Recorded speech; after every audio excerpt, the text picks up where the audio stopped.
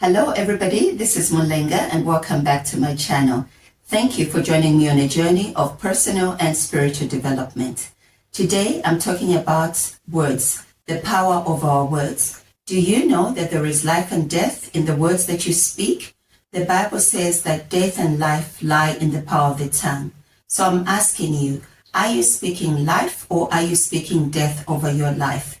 And I'll be using Ezekiel chapter 37 to just share on this very important topic.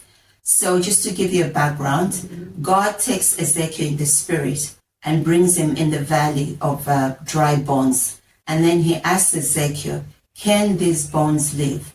And Ezekiel answered, Lord, only you know. But let's just read a little further. Then he told me to speak to the bones and say, O dry bones, listen to the words of God. For the Lord God says, see, I'm going to make you live and breathe again. I will replace the flesh and masses on you and cover you with skin.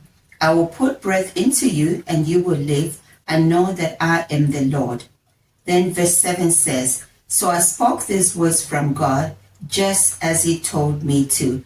And suddenly there was a rattling noise from across the valley, and the bones of each body came together and attached themselves to each other as they used to be.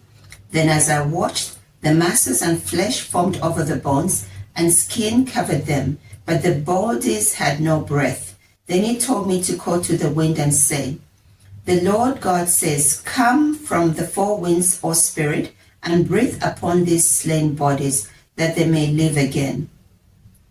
So I spoke to the winds as he commanded me, and the bodies began breathing. They lived again and stood up, a very great army.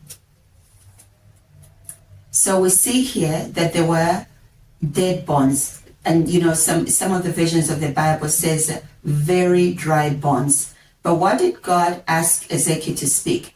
Did God ask Ezekiel to speak about how dry the bones were, how long they'd been dry? No, he said, speak life into them. You know, and what also caught my attention was that it says, and I spoke the words that God told me to speak.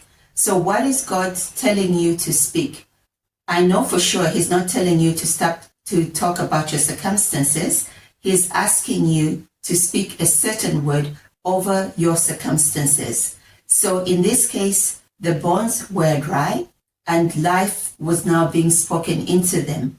And as Ezekiel spoke, things were happening. But there came a point where the bodies had come together, the sinews had come on the body, but there was no life in them. So it could be like you, there's a situation that everything seemed to be working, but it came to a standstill.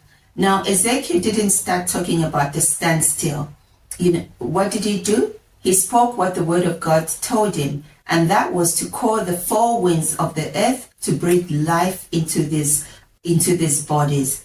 And what happened when Ezekiel did that? These bodies began to live. And if you read on in the scripture, you know, in the passage as it goes on, it says, you know what? These bones are representing Israel. This is what they're saying, that our bones are very dry. But this is what I am saying. So whatever the negative situation that is, yes, you acknowledge that it is what it is. But what do? Do you start talking the circumstances? Do you start talking the negativity? No, you take the word of God and begin to speak life into it. Begin to speak the breath of God into it. And what should you expect to see? That the situation will change, that there will be a turnaround, and you begin to see what God has promised you.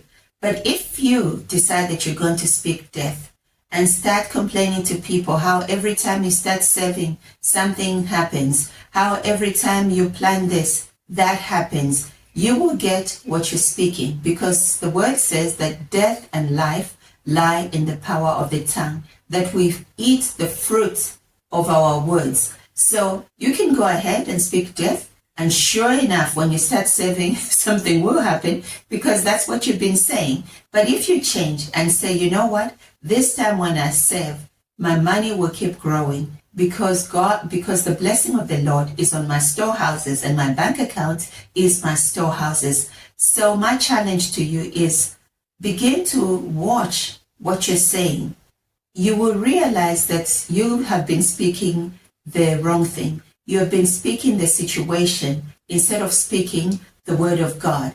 And then if you've been speaking the word of God and nothing has been happening, maybe it's the same like Ezekiel. Things had begun to happen. The bones came together, the sinews came on them, flesh came on them, but then there was no life.